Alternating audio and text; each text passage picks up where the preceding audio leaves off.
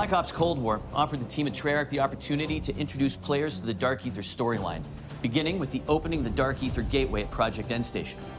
And now, prepare to face a new type of evil, meet new allies, and make new enemies. Prepare for a gameplay experience that gets you to the fun faster, all wrapped in a brand new dimension of zombies. In Vanguard, we're introducing a brand new zombies experience and a franchise-first crossover that builds on the Dark Aether universe. And today, our team will share more about the story, the lore, core gameplay, weapons, and characters that will define the next chapter in the zombie saga.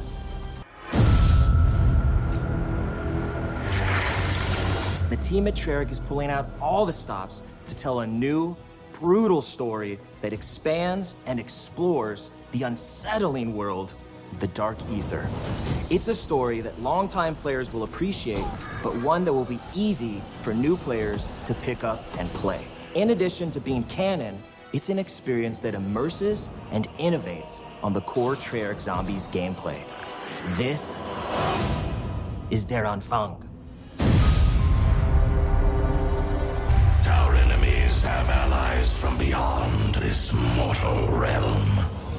So Anfang, the beginning. It's the start of a new Treyarch Dark Aether zombie story. The events of Black Ops Cold War brought an end to one storyline. The events of Vanguard represent a new arc. Zombies players have witnessed the catastrophic outcome of the science experiments at Project Endstation. Project Endstation was a Nazi particle accelerator that punched a hole through the dimensional veil and gave us access to the Dark Aether, where these 5 otherworldly artifacts come from, each one linked to a powerful Dark Aether entity. There is Cortifex the Deathless, Syraxis the Shadow, Nordicus the Conqueror, Invictor the Destroyer, and Belikar the Warlock. These Dark Aether entities bind their powers to our human operators through artifacts crafted in the Dark Aether, each granting unique abilities like Frostblast and Ring of Fire. Now, anyone who touches them forms a symbiotic bond with a Dark Aether entity. It's almost like being possessed, except the entities can't control their host. They can only offer guidance and their powers. Exposure to the Dark Aether also allowed the Nazis to expand their research into dark magic. Enter Oberfuhrer Wolfram von List, a ruthless officer in command of an SS battalion called Die Wahrheit.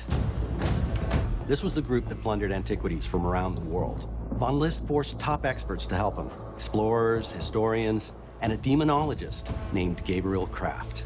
Professor Kraft's deep knowledge of the occult ultimately led Von List to these artifacts. Von List bonds with the most powerful entity of them all, Cortifex, the Deathless. This former lord of the Dark Aether grants him the ability to raise the dead. And that's why, a year after their worst defeat, Von List takes Die Wahrheit back to Stalingrad. And he's going to raise an undead army, march them across Europe, and annihilate the Allied forces. The zombies are undead bodies from the past war at the Eastern Front. Professor Kraft sends out a distress call. That call is answered by Vanguard Special Forces operators. But they end up trapped inside a barrier erected by Cortifex to seal off Stalingrad. They can't call for reinforcements. But they have Professor Kraft's expert guidance and their own unmatched combat skills. And 4 Dark Aether entities willing to bond with them and share their powers. They do this in the interest of defeating Cortifex the Deathless. While these entities may be helping humans, players will find out that they have their own agendas. It's an unlikely team-up, but it's our only shot at keeping the Third Reich from winning World War II. Rise, rebels! As players explore the realm of Dark Aether magic against the backdrop of Stalingrad, they'll encounter shrines, rituals, and sacrifices. The occult was something they really wanted to touch. It has so many different variables, like summoning portals, blood rituals. Hanging skulls, seances. When it comes to zombie types, we run the gamut. We have your basic grunt zombie. And we also have our heavies. These big guys carry around miniguns, and those are the Sturmkriegers, or Storm Warriors. They are really hard to bring down, and it's hard to avoid them when they shoot. But we also have something called the Boom Schreier, which means boom screamer in German. These are zombies that will run real quick and explode in contact. It's a wide variety of threats, and they all start to pile up as you get further in rounds. You'll find all of the classics, right? Pack-a-punch, mystery box, crafting table. But there's a lot we're doing different this time, too. The runes are something new in Vanguard. Dark Aether rune magic is the thing that the Dark Aether entities use to manifest their powers. That winds up being very important as the story plays out.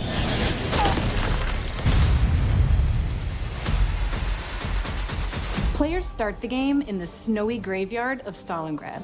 The forward operating base of our allied operators under Anfang. Here, the players have access to many of the upgrade machines they will need in the battles ahead. However, players can't get too comfortable here because Stalingrad is still inhabited by roaming zombies.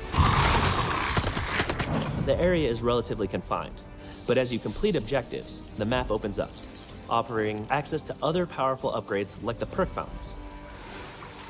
As players complete these various challenges, they will open up the forward operating base to new threats and opportunities. Your Dark Aether enemies grow in power with each new objective, so you'll need all the help you can get. That means using traditional methods like buying perks and upgrading your weapons at the Pack-a-Punch, but we're also adding a new means of gaining power through the Altar of Covenants. A brand new system to zombies that randomizes every time you come back from an objective what you can purchase with a nasty sacrificial heart. Which can be exchanged at the Altar of Covenants for one of 3 random upgrades. Choose from power-ups like Ammo Gremlin, which reloads non-equipped weapons over time, or Brain Rot to turn zombies into allies, or Unholy Ground for those times when you really need to hold your position. Step 1 is always, what gun do you have? Because those will all play very differently with the Covenants. I think players are going to find that when they pair up with a different Dark Aether entity, it feels like a completely distinct experience. So you're just combining your guns, your Covenants, your equipment, the things you're finding in the world. There's an objective called Blitz, which takes inspiration from that holdout style gameplay of just surviving, but this time you're taking the fight to them. In Harvest, you hunt zombies who drop runestones that you can collect. Players must then deposit these into an obelisk called the Sin Eater. In Transmit, you'll escort a floating zombie head as it seeks weaknesses in the dimensional barrier to the Dark Aether. These different challenges and eerie environments with dark settings help the player feel enveloped in Cortifex's grasp.